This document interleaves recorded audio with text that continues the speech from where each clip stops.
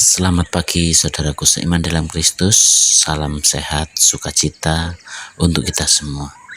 Marilah kita siapkan hati dan pikiran kita untuk mendengarkan firman Tuhan. Tuhan beserta kita sekarang dan selama-lamanya. Inilah Injil Yesus Kristus menurut Matius bab 5 ayat 20 sampai 26. Dimuliakanlah Tuhan. Maka aku berkata kepadamu, jika hidup keagamaanmu tidak lebih benar daripada hidup keagamaan ahli-ahli Taurat dan orang-orang Farisi, sesungguhnya kamu tidak akan masuk ke dalam kerajaan surga. Kamu telah mendengar yang difirmankan kepada nenek moyang kita, jangan membunuh, siapa yang membunuh harus dihukum.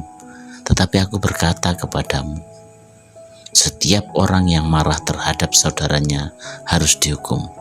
Siapa yang berkata kepada saudaranya kafir harus dihadapkan ke mahkamah agama, dan siapa yang berkata jahil harus diserahkan ke dalam neraka yang menyala-nyala.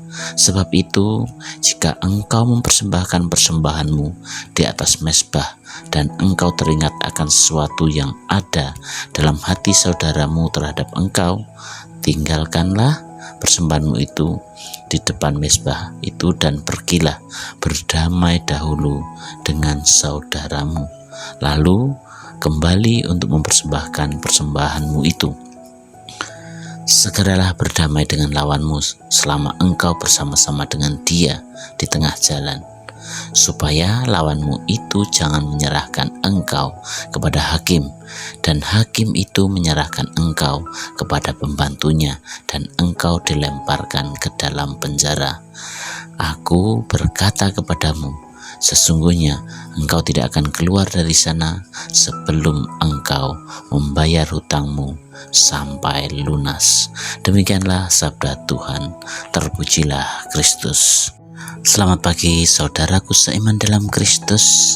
Hari ini kita diingatkan untuk bisa hidup benar. Hidup benar itu seperti apa sih? Hidup yang berpegang pada ajaran kasih Yesus. Hari ini adalah perayaan wajib Santo Antonius dari Padua.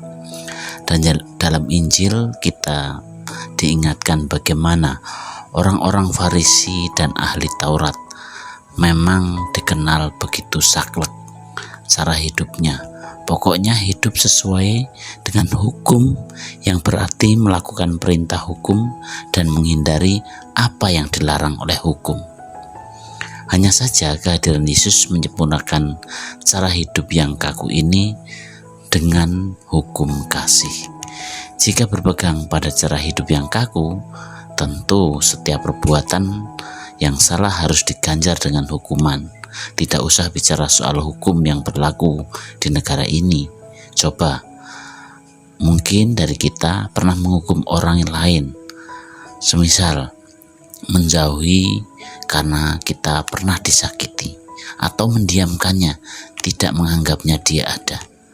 Saudaraku seiman dalam Kristus, Yesus menantang kita semua untuk melihat kembali inti yang terdalam dari diri kita sendiri. Kita harus memerangi kejahatan sampai ke akar-akarnya sebelum hal itu muncul ke permukaan sebagai suatu kejahatan. Kita harus bisa mengalahkan rasa marah yang menjadi awal mula dari perbuatan pembunuhan misalnya.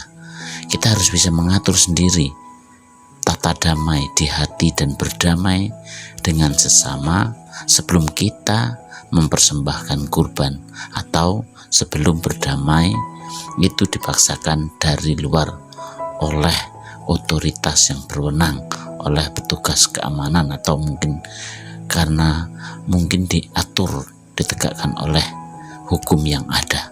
Dalam kehidupan sehari-hari kita cenderung membandingkan kualitas diri kita dengan orang lain.